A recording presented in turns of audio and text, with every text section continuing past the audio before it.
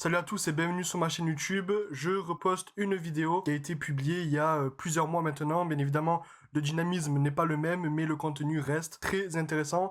Du coup, je vous conseille de suivre la vidéo jusqu'à la fin. En plus, il y a un giveaway à la fin de la vidéo. Donc, si tu suis la vidéo jusqu'à la fin, tu pourras y participer. Je te laisse avec la vidéo. Je te souhaite un très bon visionnage. À plus. Bonjour à tous, c'est Tony et bienvenue sur ma chaîne pour une nouvelle vidéo. On se retrouve aujourd'hui sur une vidéo où je vais vous présenter pratiquement toutes les possibilités de vous faire scam, donc vous faire arnaquer, perdre votre investissement ou dans le pire des cas, perdre tout ce que vous avez dans votre wallet. Je tiens aussi à préciser que tous les propos seront illustrés, du coup pas de souci, tout sera affiché à l'écran. Donc on va commencer par le scam le plus répandu à mon goût, c'est le rug pull. Le rug pull, qu'est-ce que c'est? C'est lorsque le projet décide de tout vendre et partir avec la caisse. Donc comme vous pouvez le voir à l'écran, il y a la courbe qui est normale, une courbe saine, et puis au bout d'un moment, l'équipe décide de tout vendre et partir avec toute la liquidité disponible, et c'est à ce moment-là où votre crypto-monnaie n'a plus aucune valeur. Donc c'est le scam le plus répandu. Il peut être aussi comparé au slow rug, où c'est un rug qui est manipulé par plusieurs wallets, on va y venir. Et aussi ce slow rug peut être reconnu dans des moments où l'équipe est de moins en moins présente,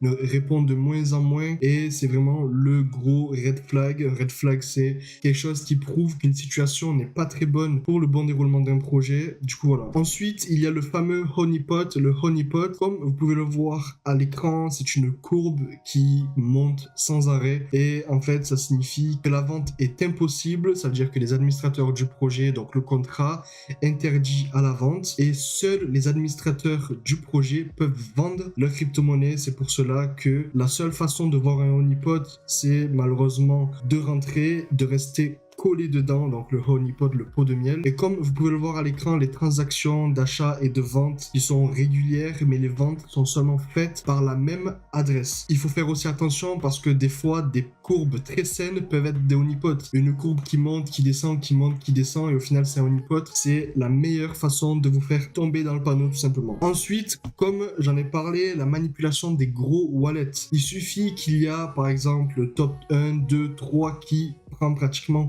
50% de la supply, c'est un gros red flag. Ça veut dire qu'à tout moment, une personne peut vendre tout ce qu'elle a et ruiner le projet à elle-même. Si vous rentrez dans un projet, que le projet n'est pas KYC, Docs, il n'y a pas d'audit, c'est vraiment un gros red flag, et c'est vraiment le moment de partir avant que quelqu'un parte avant vous. Ensuite, un scam qui est assez répandu aussi quand même, c'est les high fees. Ça veut dire que vous rentrez dans un projet, les fees sont totalement normales, donc aux alentours de 5-10%, mais un projet où ça commence à 5-10% et du jour au lendemain, vous voyez une excuse complètement idiote et on vous dit comme quoi les frais ont été augmentés à 50-60% sans aucune raison valable. Quand ça arrive, vendez votre bague et partez directement. Pourquoi? Parce que c'est souvent un signe de slow rug. Ça veut dire qu'ils vont vendre petit à petit, se whitelist pour avoir aucun frais à la vente et vous laisser dans le projet sans avoir la possibilité de vendre votre crypto-monnaie ou bien la vendre à un prix très faible. On arrive maintenant dans les scams un peu plus compliqués, un peu plus complexes, et on va commencer par le siphonnage à travers un contrat. C'est-à-dire, admettons, vous arrivez dans un projet NFT ou dans un projet crypto, vous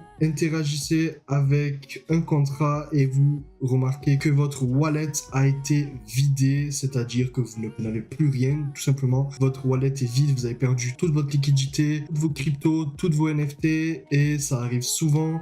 C'est lorsqu'un projet est malveillant, et en fait, dans le contrat, il y a des lignes, bon, je suis pas développeur, mais il y a des lignes qui vous disent comme quoi, lorsqu'une personne interagit avec le contrat, qu'elle fait un échange, elle autorise au contrat de tout vous voler, tout simplement. Et c'est souvent relié avec des projets qui sont très hypés ou des projets avec un gros marketing assez bizarre, des marketing agressifs sans aucune communauté derrière. Bref, c'est vraiment lorsque vous voyez des projets qui donnent des whitelists rapidement, facilement, qui vous proposent des NFT gratuites, des cryptos gratuites, c'est pour vous pousser à l'interaction avec le contrat et vous siphonner. Du coup, faites attention avec quel contrat vous interagissez et utilisez un burner. Un burner, c'est quoi? C'est un wallet que vous n'utilisez jamais, c'est un wallet à part et que vous allez utiliser seulement pour interagir avec ce contrat même. Admettons, vous voulez acheter 10 € de crypto-monnaie, vous allez acheter 10 € de crypto-monnaie avec ce wallet-là, et si vous voyez qu'il n'y a aucun vol, aucun problème, vous pouvez pouvez envoyer vos crypto-monnaies vers un autre wallet ou quoi.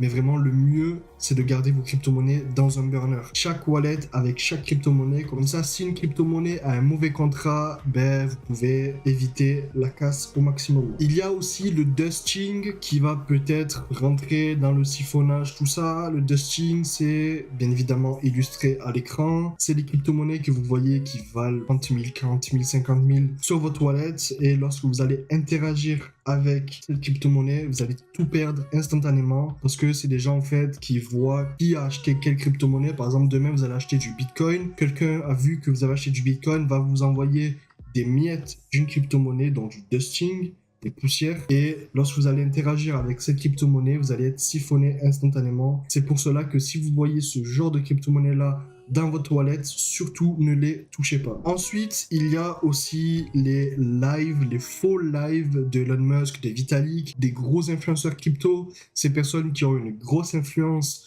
dans le milieu du Web3 et dans le business en général. Ça se passe de cette façon-là. Une chaîne YouTube avec plusieurs centaines de milliers d'abonnés est piratée, souvent à cause de mails envoyés. J'en ai déjà reçu des mails qui se font passer par SuperRare, OpenSea, qui vous proposent une collaboration. Et lorsque vous allez télécharger les fichiers qu'ils vous proposent, ils vont pirater votre chaîne YouTube, ou ils vont dire comme quoi si vous envoyez un Bitcoin, un Ethereum, vous allez recevoir le double, le triple. Et bien évidemment, quand c'est trop beau, c'est souvent faux dans la crypto-monnaie. Du coup, si vous voyez ce genre de live sur YouTube ou que votre chaîne est piratée et que vous voyez ce live sur votre chaîne YouTube, surtout faites vite et envoyez un mail à YouTube pour que la chaîne soit shut down. Most throughput, what has the least error, what drops the fewest packets. Ensuite, ce genre de scam qui est très répandu en ce moment, c'est les fameux scams où les projets sont promus par des influenceurs qui n'ont rien à voir avec la crypto-monnaie. Par exemple, je cite The Kairi, le youtubeur français avec plusieurs millions d'abonnés, qui présente des projets sur son Twitter en disant comme quoi j'ai un bon projet pour vous, je vais vous présenter quelque chose qui va vous faire gagner de l'argent. C'est totalement faux. Souvent, ces personnes-là ont des grosses sommes en retour pour leur promotion et en fait, ce projet-là rug comme ce qui s'est passé avec The Kairi, la preuve sur l'écran, ou bien lorsque vous allez sur Twitter ou sur Instagram et que vous voyez JP Fangame parler d'un projet révolutionnaire qui va vous sortir de la misère. C'est totalement faux, il faut surtout pas rentrer dans ces projets parce que c'est les projets les plus mis en mainstream, on va dire, qui ont le plus de chances de scam tout simplement. Du coup, si vous voyez qu'un influenceur hors crypto présente un projet, surtout n'investissez pas dedans, c'est la pire chose que vous pouvez faire. Pour continuer, on a le phishing. Le phishing, c'est une fausse page qui recopie une autre page et la page de base est une page de MetaMask, de OpenSea, de Binance, de Kraken,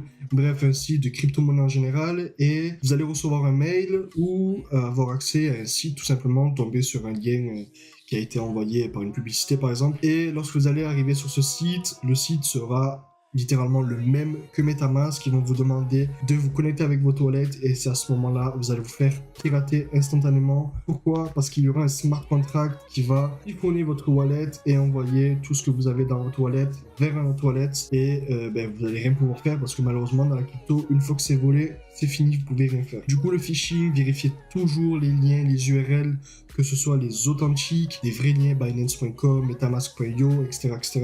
Bref, les vrais liens à chaque fois. Surtout, faites très attention. Si vous recevez un mail dans les spams, ne cliquez pas dessus. Dans votre adresse email, personne va vous envoyer des mails à part Binance pour vous proposer quelque chose. Mais dans le 3 quarts du temps, vous allez voir que la redirection vous envoie vers Binance.com.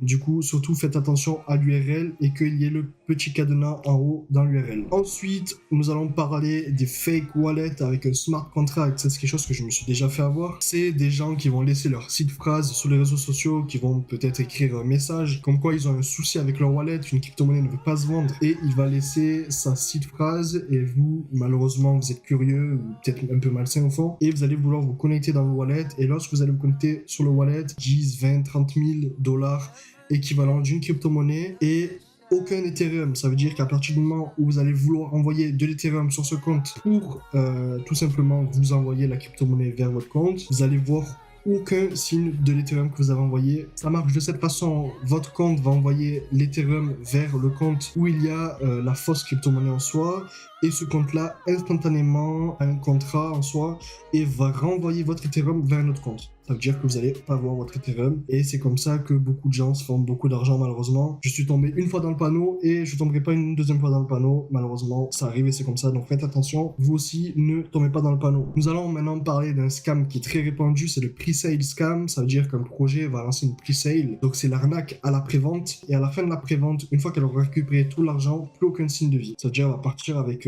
la caisse. Donc c'est un peu comme un rug pull, mais à partir du moment où la pre-sale est terminée et malheureusement un projet sans KYC, sans docs, je vais y revenir juste après, n'investissez pas dedans, c'est super dangereux les gars, donc voilà. Ensuite, un scam qui est de plus en plus répandu et qui marche énormément sur Instagram. Je me suis fait avoir, bon je n'ai pas investi dedans, mais je me suis fait avoir à plusieurs reprises parce que je reçois beaucoup ce genre de messages. Donc voilà, vous allez recevoir un DM d'un projet qui vous dit comme quoi vous avez été tiré au sort pour une whitelist d'un projet, félicitations, rejoignez le Discord et envoyez je sais pas, moi dans mon cas c'était pizza, et lorsque je rejoins le Discord et que j'écris pizza, je deviens comme par hasard whitelist avec tout le monde, ah félicitations et tout, et c'est que des bots. Ça veut dire qu'à partir du moment où ils vont voir qu'une personne a rejoint le serveur et qu'a tapé ce mot-là, tout le monde va vous spam félicitations, bienvenue, tout ça, et le mint, une fois que le mint sera lancé, vous allez voir que il y a 45 000 personnes sur le Discord et qu'au final il n'y a que 100 personnes qui mint, et lorsque vous faites dans le chat et que vous envoyez rug, scam, personne ne répond, bizarrement.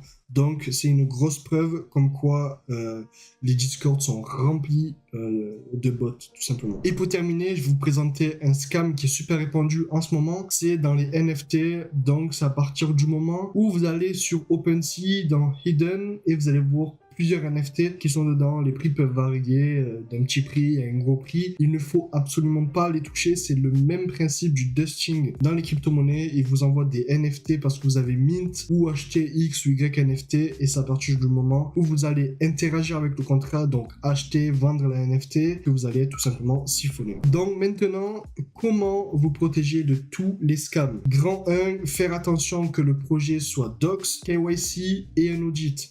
Docs, qu'est-ce que c'est? C'est savoir qu'il y a derrière le projet une tête, une voix, une localisation. Ça rentre avec le KYC, un nom, un prénom, une adresse. Il faut savoir malheureusement que le Docs et le KYC ne valent plus rien maintenant parce qu'on a vu des grands projets comme Universe qui étaient Docs, KYC, Audit, qui ont rug tout simplement. À partir du moment où il y a un red flag, ce n'est pas pour rien. Si vous voyez que quelque chose tourne pas vraiment bien, que vous avez des doutes sur votre investissement, vendez et partez, et dans les 3/4 du temps, vous n'allez pas le regretter. Il y a aussi bien évidemment la fameuse Ledger. Il y a un lien dans la description pour protéger vos crypto-monnaies, vos NFT et ne pas vous faire scam. La Ledger est le seul moyen actuel de ne pas perdre vos crypto-monnaies. Même dans les CEX, donc les exchanges centralisés, vous pouvez perdre vos crypto-monnaies s'il y a un piratage, s'il y a une nouvelle loi dans votre pays, bref, vous pouvez tout perdre et la Ledger est la seule façon de ne pas perdre vos cryptos, NFT et j'en passe. Et c'est pour cela que dans cette vidéo seulement, gagnez votre Ledger en vous abonnant, en laissant un like et en laissant un commentaire, hashtag je veux ma Ledger, je tirer au sort dans à peu près une semaine. Si vous voulez votre Ledger, le lien dans la description et un giveaway en cours dans ces vidéos seulement. Bonne chance à tous. Et la troisième solution pour moi à mon goût, c'est de rester très discret sur vos investissements, sur qui vous êtes, sur vos moyens de contact. Il faut vraiment rester le plus discret possible si vous êtes un investisseur, parce que plus vous êtes une personne publique et une personne qui parle avec du monde, plus vous êtes sujet à vous faire pirater, que quelqu'un malsain veut essayer de vous faire du social engineering pour voler quelque chose. Bref, le mieux c'est de rester dans votre coin et être le plus discret possible. Donc voilà, on arrive à la fin de la vidéo. Si la vidéo t'a plu, n'hésite pas à lâcher un like, à t'abonner, à activer la cloche. N'hésite pas à me laisser un commentaire et me dire ce que tu en penses. N'hésite pas aussi à me dire si tu t'es déjà fait scam, arnaqué, piraté, bref, n'hésite pas à me le faire savoir en commentaire. C'était Tony, on se retrouve pour une prochaine vidéo très prochainement. À plus, ciao.